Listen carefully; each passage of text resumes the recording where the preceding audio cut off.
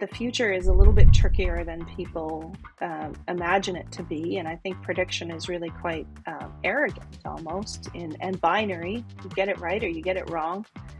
That we, if anything, we should be learning about that we need to return to a broader understanding of resilience and adaptability and robustness for the things that we are building and creating.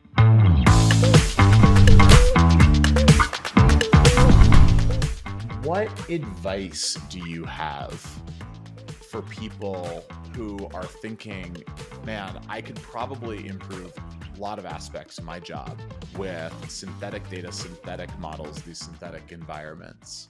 You know, is there a cautionary set of questions to ask yourself going in?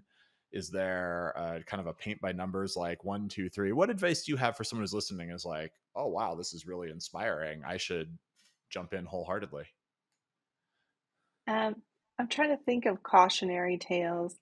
I think sometimes people look at us and they say, "Well, you can predict anything then." And we always say, absolutely not. We're not in the prediction business. Um, and I think that's my cautionary tale, is that the future is a little bit trickier than people imagine it to be. And I think prediction is really quite arrogant almost and binary. You get it right or you get it wrong. That we, if anything, we should be learning about that we need to return to a broader understanding of resilience and adaptability and robustness for the things that we are building and creating, and that in order to do that, we need to be able to experience a really broad ranges of reality and the imaginable and unimaginable, and that's where you begin to really truly understand how successful whatever you're going to invest in or build or the systems you're going to deploy can be. And I think that's part of the cautionary tale is that it's not a leap to prediction. Yes, we have been validated and on some really extraordinary playing fields when it comes to what's happening today and what we are showing is going to happen tomorrow in some very unpredictable circumstances. But it's, I think, more important when you look in the future about the things that you're considering and wanting to build into what you do, and the capability of what you're designing inside of the broad parameters that can happen. But I would say if you're really interested in synthetics, call us. Like, this is our job. This is what we do. And we're always We'll help excited. you We figure get it out. really left field asks, but they're all connected, because as soon as you, even a new technology that nobody's ever heard of before, and we'll get a call and it's like, well, why don't we deploy it in Los Angeles? We can do that virtually. A new Porsche model that's being considered for a demographic that's never driven EVs in LA. Let's deploy it, and we can see the frustrations that they have, or how their charging patterns mesh with their daily lives and work patterns and going to the gym, and the power outages or insecurity in certain neighborhoods, which will be better or worse, or let's try it.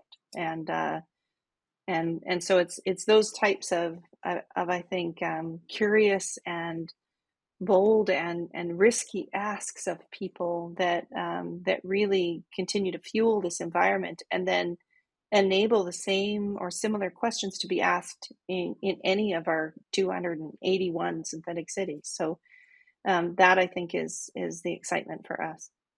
Oh, that's so good. And the more you talk, the more I just love the name that you've picked for the business, because your answer keeps going back to try it, just run with it, see what happens. Like, Yes. why not, right? Which I think is so cool. I'm a big believer in the learn by doing.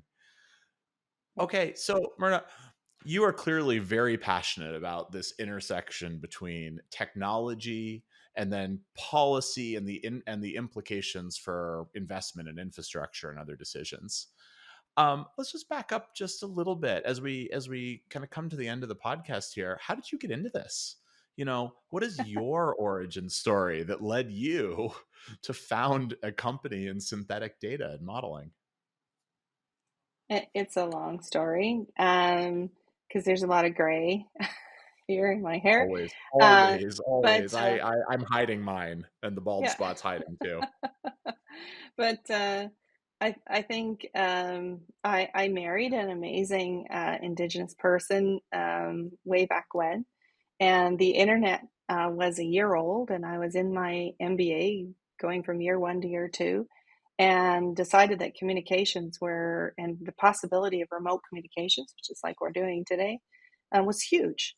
And so we were one of the first entries in the commercial software space for remote communications, audio, visual, conferencing, brainstorming, issue resolution, voting, you name it. And we were a little ahead of our time. So we had great clients in NASA and Mission Operations US West and others who got and were ahead of the curve when it came to remote communications. But software to me has always been an opportunity to leap forward and to solve some magnificent problems.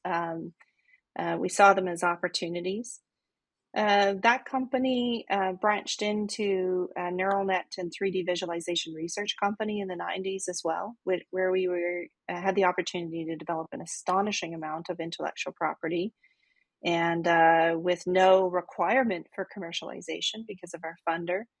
And that has formed the basis of this company. So over the years, we continued to be asked some very interesting and challenging questions, and we would trot out our platform and put a lot of robotic process automation on the front of it so it could manipulate other systems, and gradually it morphed into this as we saw the world getting more and more complex and people needing to get in front of it or experience things that hadn't happened yet so they wouldn't run into the brick wall.